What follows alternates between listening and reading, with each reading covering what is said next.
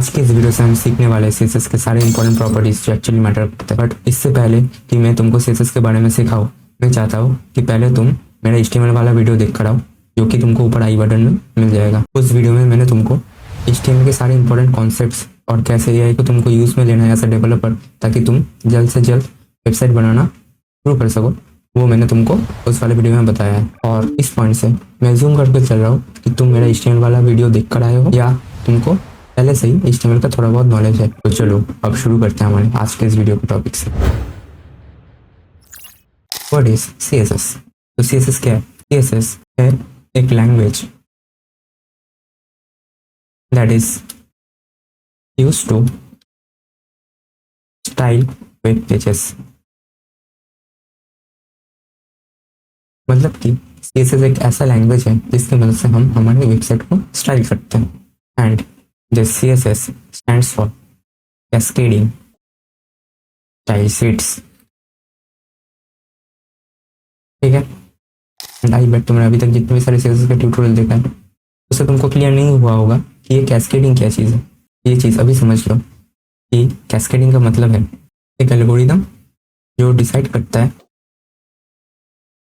कौन सा style apply होगा अगर कोई कॉन्फ्लिक्ट आता है। क्या कहा मैंने? कैस्केडिंग का मतलब होता है एक एल्गोरिदम जो डिटरमाइन करता है कि अगर कोई कॉन्फ्लिक्टिंग रूल ऑकर हुआ तो वो कैसे रिजॉल्व होगा। ठीक है, ये डिटरमाइन करता है हमारा CSS का कैस्केडिंग नेचर। अब चलो जानते हैं CSS हमको क्यों चाहिए। तो इसका जवाब बहुत ही सिंपल है, ये रहा तुम्हारे सामने। हमारे इस बोरिंग वेबसाइट को जिसमें सिर्फ HTML यूज हुआ है, अगर कुछ ऐसा बनाना है तब हम CSS यूज करते हैं। ये होता है CSS का काम। ठीक है, अब चलो थोड़ा सा नजर मारते हैं CSS के सिंटैक्स के ऊपर। तो CSS में हम करते क्या है? सपोज हमारे पास एक HTML का एलिमेंट है, ठीक है, उसको हम सिलेक्ट करते हैं यूजिंग CSS सिलेक्टर्स। ठीक है, और उसमें हम प्रॉपर्टीज और वैल्यूज डालते हैं, बस इतना ही सिंपल। अगर इसका एक एग्जांपल दिखाओ तो सपोज हमारे पास हेडिंग 1 है, ठीक है, उसको मैं कलर देना चाहता हूँ ब्लू। तो हमारे HTML में जितने भी सारे हेडिंग 1 होंगे तो उनका कलर ब्लू हो जाएगा। और इसमें ये है हमारा सिलेक्टर, ये है हमारा प्रॉपर्टीज और ये है हमारा वैल्यू। अब चलो जानते हैं CSS में कितने तरीके का सिलेक्टर्स होता है। तो देखो CSS में कुल 4 तरीके का सिलेक्टर्स होता है। पहला है universal selector, second is tag selector, third is ID selector, fourth is class selector. इसको कैसे कैसे सिलेक्ट किया जाता है? तो देखो यूनिवर्सल सिलेक्टर के लिए होता है हमारा एस्टेरिक सिंबल। टैग सिलेक्टर में तुम कोई भी HTML का एलिमेंट ले सकते हो। ID में हम यूज करते हैं हैशटैग का, क्लास में हम यूज करते हैं सिर्फ डॉट का। ठीक है, अब चलो जानते हैं हम CSS को कितने तरीके से लिख सकते हैं। तो देखो CSS को हम कुल 3 तरीके से लिख सकते हैं। पहला होता है इनलाइन स्टाइलिंग, दूसरा होता है हमारा स्टाइल टैग, तीसरा होता है हमारा एक्सटर्नल CSS। ये इनलाइन स्टाइलिंग और स्टाइल टैग ये मैंने तुमको HTML वाले वीडियो में डेमो दिखाया था। तो इस वीडियो में चलो मैं तुमको रिवाइज करा देता हूँ कैसे तुमको स्टाइल करना है इनलाइन स्टाइलिंग और स्टाइल टैग से। इनलाइन स्टाइलिंग का मतलब क्या है? एक लाइन में स्टाइल करना। इसलिए हम क्या करते हैं, HTML टैग में हम स्टाइल एट्रीब्यूट लिखते हैं और CSS के प्रॉपर्टीज हम यहाँ पे लिखते हैं। ठीक है, तो इससे क्या होता है हमारा एक एलिमेंट स्टाइल हो जाता है। ठीक है, और स्टाइल टैग में हम क्या करते हैं, HTML के अंदर ही हम गेट टैग के अंदर ये स्टाइल टैग लिखते हैं और इसमें हम CSS के जितने भी सारे प्रॉपर्टीज है हम यहाँ पे लिख सकते हैं। And third, the most efficient and recommended way is the external CSS file. और इस वीडियो में हम एक्सटर्नल CSS फाइल को ही यूज करने वाले हैं और इसमें हम HTML के फाइल में CSS के फाइल को लिंक करते हैं। कैसे? तो देखो हेड में हम ये वाला कोड लिखते हैं क्योंकि लिंक कैसा रिलेशन है इस फाइल के साथ CSS का, स्टाइल शीट का रिलेशन है। और उसमें हम लोकेशन देते हैं क्योंकि styles.css। और इसको यहाँ देखने से अच्छा है कि मैं तुमको डायरेक्ट कोड में दिखाऊँ। सबसे पहले हम यहाँ पे index.html फाइल बनाएंगे। अब तुम में से बहुत सारे लोगों को डाउट आ रहा होगा कि हम यहाँ पे HTML का फाइल क्यों बना रहे हैं। तो जैसा कि मैंने पहले ही कहा था कि HTML में ही हम CSS को लिंक करने वाले, तो यही मैं तुमको दिखाने वाला हूँ। सबसे पहले हम यहाँ पे लिखेंगे HTML का बॉयलरप्लेट कोड। ठीक है, ये है हमारा CSS first track series lecture 1। अब इसमें हम लिंक करने वाले हैं कैसे, लिंक CSS। और यहाँ पे हम दूसरा फाइल बनाएंगे जो कि होगा हमारा CSS फाइल। इसको तुम यहाँ पे क्लिक करके style.css बना सकते हो या एक शॉर्टकट यूज कर सकते हो जो कि है कंट्रोल, और यहाँ पे क्लिक कर दो, यहाँ पे एक वार्निंग आएगा तो क्रिएट कर देना, बस हमारा फाइल क्रिएट हो जाएगा। और CSS लिखने से पहले हमको CSS का कुछ बॉलरप्लेट कोड लिखना पड़ता है। तो ये बॉलरप्लेट कोड क्या है? ये बॉलरप्लेट कोड और कुछ नहीं, एक कलेक्शन है प्रीडिटेन CSS रूल्स का। ये क्या करता है? एक फाउंडेशन देता है हमारे किसी भी वेब डेवलपमेंट प्रोजेक्ट को स्टार्ट करने से पहले। तो ये कोड कुछ इस तरीके से दिखता है। और ये क्या है? ये है हमारा यूनिवर्सल सिलेक्टर। ठीक है, पहले ही डिस्कस किया था मैंने। ये क्या है? ये है हमारा टेक्स्ट सिलेक्टर। और ये CSS का बॉलरप्लेट कोड तुमको CSS के हर एक फाइल में लिखना है। क्यों? ये मैं तुमको अभी दिखाने वाला हूँ। क्योंकि देखो, अगर इसमें हमने CSS का कोई भी बॉलरप्लेट कोड नहीं लिखा है तो हमारा ब्राउजर उससे ही मार्जिन और पैडिंग यहाँ पे ऐड कर देगा, और इस समय पता नहीं चलेगा हमको खुद से कितना मार्जिन और पैडिंग देना है। इसलिए it is always recommended that we should reset the margin and padding that is given by default to us. इसलिए हम यहाँ पे CSS का बॉलरप्लेट कोड लिखते हैं। और ये कैसे लिखा मैंने? सिर्फ CSS टाइप करके। और ये फीचर तुम्हारे VS कोड में नहीं होगा। अगर तुम भी चाहते हो ये फीचर तुम्हारे VS कोड में भी आए तो तुमको यहाँ पे सेटिंग्स में जाना है, रिबट से क्लिक करना है, यहाँ पे सर्च करना है CSS। और CSS का जो जेसन फाइल रहेगा उसमें तुमको ये वाला ऊपर में जो एग्जाम्पल दिया हुआ है उसको कॉपी करना है, यहाँ पे पेस्ट करके कुछ इस जैसा सिंटैक्स तुमको लिखना है। ये क्या है? ये एक जेसन सिंटैक्स है, और इस चीज़ को लेकर तुमको कोई भी लोड लेने का जरूरत नहीं है, क्योंकि ये वाला कोड मैं तुमको डिस्क्रिप्शन और पिन कमेंट्स में देने वाला हूँ। ठीक है, और इसको तुम अपने VS कोड में पेस्ट करके ऐसे बॉलरप्लेट कोड लिख सकते हो CSS का। अब चलो जानते हैं CSS के बेसिक प्रॉपर्टीज, ये एक्चुअली मैटर करता है। और इस पॉइंट पे मैं एक चीज़ तुमको पहले ही बता देना चाहता हूँ कि इस वीडियो में हम CSS के बेसिक प्रॉपर्टीज की ओवरव्यू लेने वाले हैं, और इन सब प्रॉपर्टीज की डिटेल्स हम आने वाले वीडियोस में देखने वाले हैं। ठीक है, क्योंकि देखो CSS अपने आप में बहुत बड़ा है, ये मैंने पहले भी तुमको कहा और अब भी कह रहा हूँ। एंड अगर तुम ये 20% चीज़ें सीख लेते हो तो तुम 80% CSS सीख जाओ, ये मेरा गारंटी है। और प्रैक्टिस करते करते बाकी का जो 20% रहेगा वो तुम अपना सीख जाओगे। ठीक है, और अगर तुम चाहते हो कि तुम इस सीरीज़ के कोई भी वीडियोस मिस ना करो तो इस वीडियो को लाइक कर दो, इस चैनल को सब्सक्राइब कर दो और बेल आइकन प्रेस कर देना ताकि तुम कोई भी नोटिफिकेशन मिस ना करो। अब चलो जानते हैं CSS के बेसिक प्रॉपर्टीज। सबसे पहले होता है कलर। ये क्या करता है? हमारे टेक्स्ट के कलर को चेंज करता है, और इसमें हम कोई भी वैल्यू दे सकते हैं। जैसे यहाँ पे हेक्स वैल्यू दिया हुआ है, वैसे हम यहाँ पे सिंपल रेड लिख सकते हैं, ब्लू लिख सकते हैं। जो कॉमन कलर्स है वो तुमको CSS में पहले से ही दिया हुआ रहेगा। ठीक है, और यहाँ पे हम RGB वैल्यूज दे सकते हैं। ठीक है, मतलब रेड, ग्रीन और ब्लू वैल्यूज के कॉम्बिनेशन से हम कोई भी कलर बना सकते हैं। यहाँ पे तुम RGBA वैल्यूज भी दे सकते हो। RGBA का मतलब है यहाँ पे अल्फा, मतलब ओपेसिटी। ठीक है, कलर का ओपेसिटी तुम यहाँ पे डिसाइड कर सकते हो। ये बैकग्राउंड कलर क्या करता है? हमारे पेज का जो कलर है, मतलब हमारे डॉक्यूमेंट का जो बैकग्राउंड कलर है वो डिसाइड करता है। अगेन तुम यहाँ पे इन सारे वैल्यूज को भी यहाँ पे यूज कर सकते हो। फॉन्ट साइज हम क्या करते हैं? टेक्स्ट का साइज हम डिटरमाइन करते हैं। ठीक है, जैसे इसका सिंपल एग्जांपल MS वर्ड में तुमने देखा होगा कि हम ड्रॉप डाउन से सिलेक्ट करते हैं ना कितने पिक्सल का होगा, कोई चीज़ हम यहाँ पे कुछ इस तरीके से इसकी मदद से हमारे डॉक्यूमेंट में लिखते हैं। फॉन्ट वेट में हम यहाँ पे बोल्ड करते हैं, ठीक वैसे जैसे हम MS वर्ड में बोल्ड करते हैं। नेक्स्ट टेक्स्ट लाइन, ये क्या करता है? ये हमारे टेक्स्ट को सेंटर में लाता है। जैसे तुमने MS वर्ड में भी देखा होगा कि वहाँ पे 3 चीज़ें रहता है ना, एक लेफ्ट, एक राइट और एक सेंटर में। ये वाला चीज़ यहाँ पे सेंटर कर रहा है।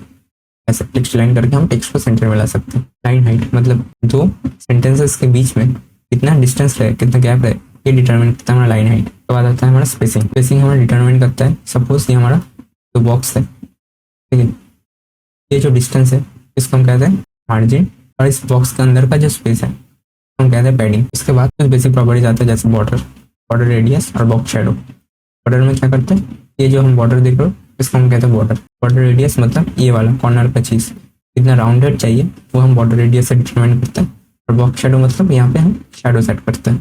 साइजिंग में पता है, हाइट विड्थ सबको पता है, कितना विड्थ रहेगा कितना हाइट रहेगा हमारे HTML एलिमेंट्स का, वो सब हम इसे डिटरमाइन करते हैं। मैक्स विड्थ भी डिफाइन करते हैं। सपोज मैं लिख दिया 500 पिक्सल, हमारा ये वाला एलिमेंट 500 पिक्सल से बड़ा नहीं हो सकता। ठीक है, फिर उसके बाद हमारे पास आता है डिस्प्ले प्रॉपर्टीज। इसे हम डिटरमाइन करते हैं कि हमारा लेआउट कैसा होने वाला है पेज का। ठीक है, फिर उसके बाद आता है हमारा पोजीशन प्रॉपर्टी। डिटरमाइन करता है हमारा एक एलिमेंट वेब पेज में कहाँ रहेगा। सपोज ये मेरा एक वेब पेज है, ये मेरा एक एलिमेंट है, ये कहाँ रहेगा, टॉप से कितने डिस्टेंस पे रहेगा, बॉटम से कितने डिस्टेंस पे रहेगा, राइट से लेफ्ट से कितने डिस्टेंस पे रहेगा ये डिटरमाइन करता है हमारा पोजीशन। ठीक है, इसी केस में 5 तरीके का पोजीशन होता है। एक स्टैटिक जो बाय डिफॉल्ट होता है, इसका होता है relative, absolute, extra static. Default position तुम्हारा स्टैटिक रहता है।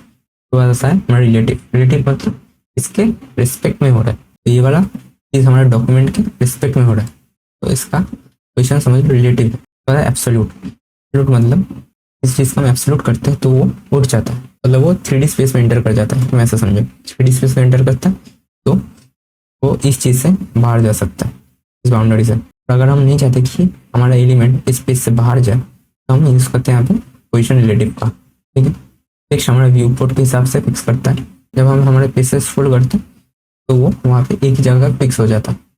जैसे कि नैप बार तुमने देखा होगा, तो हम पोजीशन स्टिकी का यूज करते हैं ताकि हमारा वो जो नैप बार है वो एकदम टॉप पे रहे। ठीक है, फिर उसके बाद हम यहाँ पे टेक्स्ट बॉक्स का थोड़ा सा ओवरव्यू ले लेते हैं। टेक्स्ट बॉक्स क्या है? टेक्स्ट बॉक्स से हम चीज़ों को अलाइन करते हैं रोज और कॉलम्स में। एक 1D लेआउट सिस्टम है। सपोज ये हमारे पास सीन बॉक्स है जो डाउनवर्ड चल रहा है। अगर मैं चाहता हूँ ये बॉक्स यहाँ पे आ जाए तो मैं इसका जो पेरेंट होगा उसको मैं बनाऊंगा फिर टेक्स्ट से। क्या होगा, ये जो हमारे नीचे आ रहा था, मतलब कॉलम के साइड आ रहा था, चेंज होकर हमारे रो के डायरेक्शन में चला जाएगा डिस्प्ले टेक्स्ट करने से। ठीक है, अभी के लिए बस इतना समझिए। उसके बाद आता है हमारा ग्रिड्स। ग्रिड्स हम यूज करते हैं स्ट्रक्चर लेआउट को बनाने के लिए, जैसे कि डैशबोर्ड और गैलरीज। इसका अगर मैं वर्ड भी दूँ तो सपोज ये मेरा एक पेज है, तो ये जो पेज है इसको हम ग्रिड्स के फॉर्मेट में इमेजिन करते हैं। ठीक है, सपोज इस पहले रो में हमारा नैप पर आ जाएगा। ठीक है, लास्ट वाले रो में हमारा फुटर आ जाएगा। बीच में जितने भी सारे रोज और कॉलम्स हैं उनमें हमारा मेन कंटेंट आ जाएगा। यही हमारा मोटा मोटा ग्रिड्स का मेन कॉन्सेप्ट है। ठीक है, और हम कैसे कॉलम्स बनाते हैं? कॉलम्स बनाने का सिंटेक्स ये है, ग्रिड टेम्पलेट कॉलम्स वन एपर मतलब फ्रैक्शनल स्पेस। और ग्रिड्स में ज़्यादा कुछ प्रॉपर्टीज नहीं, 4 प्रॉपर्टीज होता है ग्रिड में, क्योंकि डिस्प्ले बोलते हैं कि हमको ग्रिड का डिस्प्ले चाहिए। ठीक है, फिर हम इसे कॉलम्स बनाते हैं, इससे रोज बनाते हैं, और इन दोनों चीज़ों में गैप होता है, मतलब इससे और इसके बीच में जो गैप होगा वो हम डिटरमाइन करते हैं गैप से। ठीक है, वक्त आ गया है इस वीडियो में हमने जितने भी सारे कॉन्सेप्ट्स कवर किए हैं उनको प्रैक्टिस करने का। और first question is what does a CSS selector do, और इसका जवाब देने के लिए तुम्हारे पास सिर्फ 5 सेकंड है, और इसका आंसर तुमको इस वीडियो कमेंट सेक्शन में कमेंट करना है। Now let's start. एरिया का करेक्ट आंसर है selects HTML elements to apply styles. ठीक है, ये सेकंड वाला क्वेश्चन तुम्हारा होमवर्क है, इसका आंसर भी तुमको कमेंट में देना है। Next third question is predict the output of the following code, और इसको करने के लिए तुम्हारे पास सिर्फ 10 सेकंड है।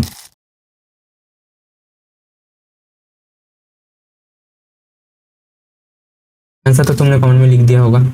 आंसर है टेक्स्ट बिकम्स ब्लू। ठीक है, फोर्थ क्वेश्चन इज यहाँ पे जो कोड दिया हुआ है इसमें क्या गलती है, ये तुम्हारा होमवर्क है, ये तुमको कमेंट करके बताना है। और हमारा 5वां क्वेश्चन है कि हमको ये वाला कार्ड बनाना है। तो जितने भी सारी चीज़ें हमने पढ़ा है उनके बेसिस से तुमको ये वाला कार्ड बनाना है, तो घबरा मत, ये वाला चीज़ मैं तुमको करके दिखाने वाला है और तुम सीख जाओगे कि जितने भी सारे हमने प्रॉपर्टीज कवर किए उनको काम में कैसे लेना है। ठीक है, जैसे कि हम सब यहाँ पे देख पा रहे हैं, ये एक वीडियो है, उसको हमने 2 पार्ट में डिवाइड किया है। पहले वाले पार्ट में हमारे पास होगा एक इमेज, फिर उसके नीचे हमारे पास एक यहाँ पे लेबल होगा, एक हेडिंग होगा और डिस्क्रिप्शन होगा और एक बटन होगा। ठीक है, इस चीज़ को हम अभी कोड करने वाले हैं। चलो, तो सबसे पहले होगा हमारे पास एक डिव। इस डिव को मैं एक आईडी देना चाहूँगा जो कि होगा हमारा UI कार्ड। ठीक है, इसके अंदर हमारे पास होगा एक इमेज का टैग SRC फॉल्ट को क्लोज करना भी जरूरी है। इसके बाद मैं यहाँ पे स्पैन टैग लेना चाहूँगा। फिर उसके बाद हमारे पास था यहाँ पे एक लेवल, मैं भी लिख दूंगा लेवल। फिर उसके बाद हमारे पास था हेडिंग, इसके लिए मैं अभी यूज़ करूँगा हेडिंग 2। इसके बाद हमारे पास था और डिस्क्रिप्शन, मैं यहाँ पे लॉरेंट टेंस बहुत इजीली लिख सकता हूँ। फिर उसके बाद था एक बटन, इसमें लिखा हुआ था एक्शन। ये कुछ ऐसा दिखता है। तो यहाँ पे सबसे पहले हम सिलेक्ट करने वाले हैं हमारी इस डिव को। कैसे करेंगे, ध्यान से देखो, यहाँ पे यूज हुआ है आईडी का, तो यहाँ पे हम यूज करेंगे आईडी सिलेक्टर का जो कि है UI कार्ड। ठीक है, इसलिए हमको देना है बैकग्राउंड कलर। बैकग्राउंड कलर किस लिए यूज़ होता है? किसी भी चीज़ पे बैकग्राउंड कलर ऐड करने के लिए। इसमें हम यहाँ पे यूज़ करेंगे वाइट स्मोक। ठीक है, कलर तो ब्लैक ही रहेगा। ठीक है, कलर ब्लैक। फिर इसके बाद एलिमेंट का विड्थ और हाइट मैं यहाँ पे देना चाहूँगा 100 पिक्सल एंड मैं इसको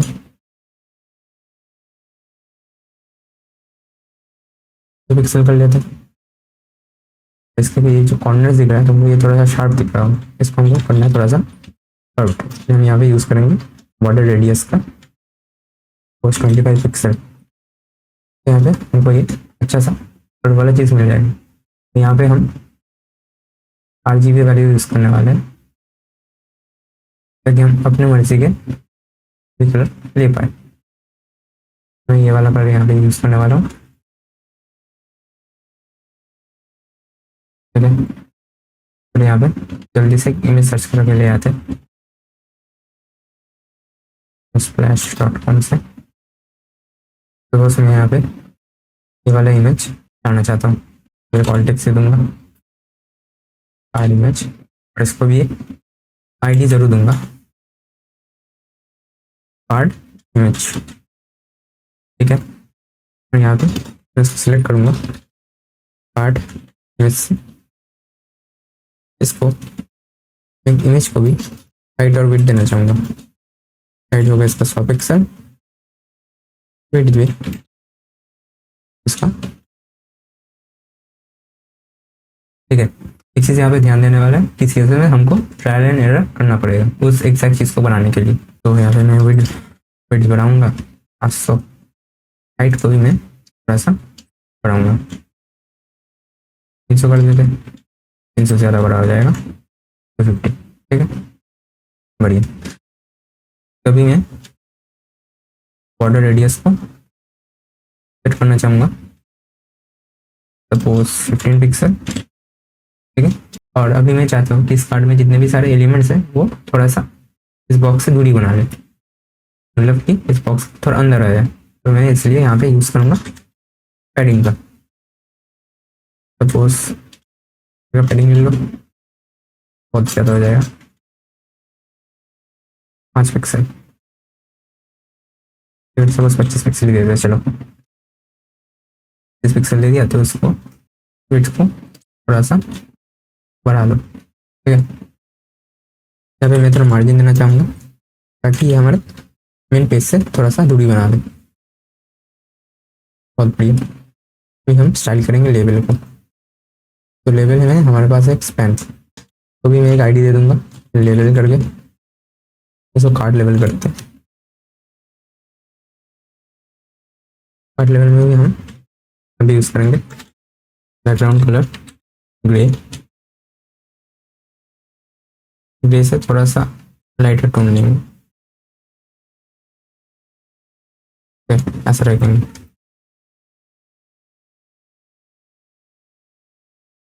इसका कलर हो, तो कलर को हम करेंगे ग्रे, थोड़ा सा डार्क एक्चुअली। ठीक है, और इसमें हम थोड़ा सा पैडिंग ऐड करेंगे। कितना? सपोज 10 पिक्सल का, ज़्यादा ही बड़ा हो जाएगा 5 पिक्सल। 5 पिक्सल ठीक है।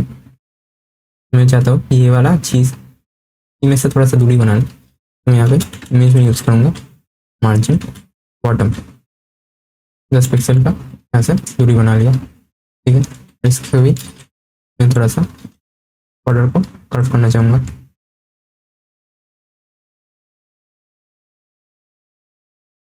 रिंग को स्टाइल करने का यहाँ पे कोई रिक्वायरमेंट है नहीं। तो पैराग्राफ को थोड़ा हम यहाँ पे चेंज करेंगे। ठीक है, उसके हम कलर चेंज करेंगे पैराग्राफ का, ठीक होगा ग्रे कलर, और उसको थोड़ा सा डार्क टोन में रखेंगे। यहाँ पर थोड़ा सा ब्लूइश कलर है, तो हम यहाँ पे सिलेक्ट करेंगे ब्लूइश कलर कुछ। ठीक है, हमें थोड़ा सा नीचे से मार्जिन दे दूंगा, थोड़ा सा हेडिंग 1 को थोड़ा सा फॉन्ट वेट देना चाहूँगा 700 का, और इसको फॉन्ट साइज में थोड़ा सा बढ़ाना चाहूँगा। फॉन्ट साइज उसके में 30 पिक्सल कर देता हूँ। पैराग्राफ पर भी थोड़ा सा फॉन्ट साइज इंक्रीज करना चाहूँगा। फॉन्ट साइज 12 पिक्सल, 12 बहुत ही छोटा हो जाएगा, 13 पिक्सल।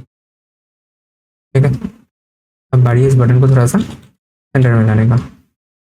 तो इसके लिए मैं थोड़ा सा मार्जिन लूँगा, मार्जिन लेफ्ट थोड़ा सा ज़्यादा 15 पिक्सल, 20 पिक्सल। ठीक है, तो थोड़ा सेंटर में आना शुरू हो गया। थोड़ा सा इस बटन को और ज़्यादा नीचे पुश करना, पिक्सल यूज़ करूँगा। सेटिंग को थोड़ा सा और ज़्यादा नीचे लाऊंगा तो 40 पिक्सल कर दूँगा। इन सबको भी मैं थोड़ा सा मार्जिन लेफ्ट देना चाहूँगा ताकि एकदम सेंटर में आ जाए। तो थोड़ा मार्जिन लेफ्ट दे दो, पैराग्राफ का भी थोड़ा मार्जिन लेफ्ट दे दो। अब तुमको यहाँ पे दिख रहा होगा ये वाला कलर थोड़ा सा अलग है, तो चलो थोड़ा सा कलर सही करते हैं। पहले हमारे CY कार्ड को थोड़ा सा लाइटर टोन में देते हैं।